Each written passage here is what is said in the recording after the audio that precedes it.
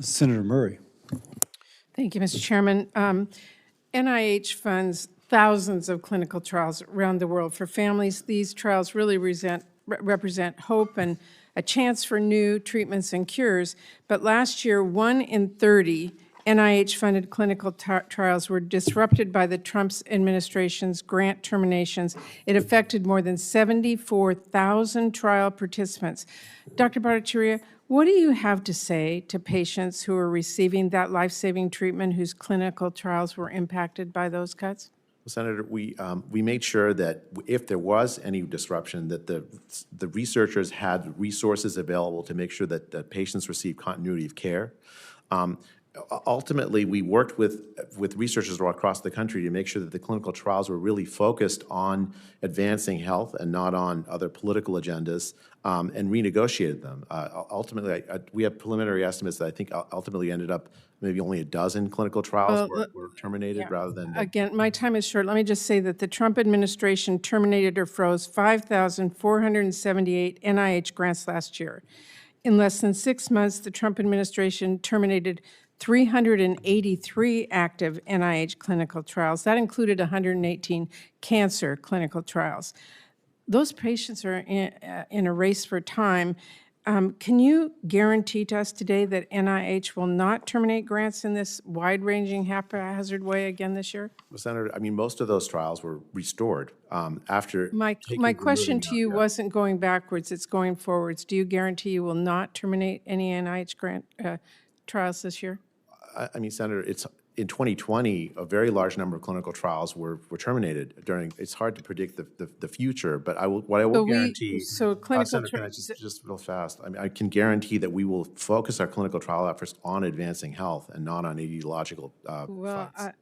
Tens of thousands of real people rely on these clinical trials. It's not easy to get into them, and I think we deserve an answer that's much clearer, more direct than you just gave. Let me move on. This time last year, all of NIH's institutes and centers were prohibited from holding advisory council meetings, which is the final step. It is mandated by law before NIH can award any grants. Under your leadership, advisory council members have not been replaced at the end of their terms. And for the first time in NIH's 139-year history, you completely disbanded the advisory committee to the director. It has not met in more than a year. More than half of NIH institutes are set to lose all of their voting advisory committee members by the end of 2026. In fact, one of the institute's councils is going to have no members by the end of this month. Since grants cannot be funded without council approval, this poses a very serious threat to NIH's ability to fund research. Tell us how many institute advisory councils and other review panels have been disbanded under your leadership, and tell us how you're going to fix this. So I've ordered the institutes to nominate new members. We're working as fast as we can with dozens and dozens of new members, including for the advisory committee director. I just sent up a slate. We're going to have those faculty committees working. There will be no delay.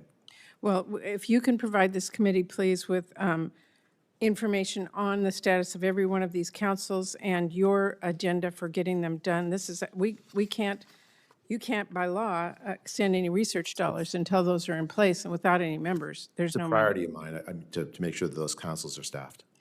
Okay, one more question. 2 weeks ago, NIH issued a ban on fetal tissue research. This policy immediately halted all research that has led to groundbreaking medical advances, from the development of the polio vaccine to IVF. This stops irreplaceable research in a new treatment for everything from Alzheimer's to Parkinson's. What is the scientific evidence for you banning fetal tissue research? Well, as I said earlier, fetal tissue research has been declining in use because of the availability of new alternatives, including induced pluripotent stem cells and a whole host of other new technologies. We did a study, an investigation, to make sure that the impact, the scientific impact... But you don't have any evidence that you're going to put in front of us. You're just saying something else is there, and there's not always better alternatives. And in fact, for stem cell research, there's very, very limited. So, just you're not presenting us any It seems, I'll can I tell you why I'm asking. This seems to me like a political decision by NIH.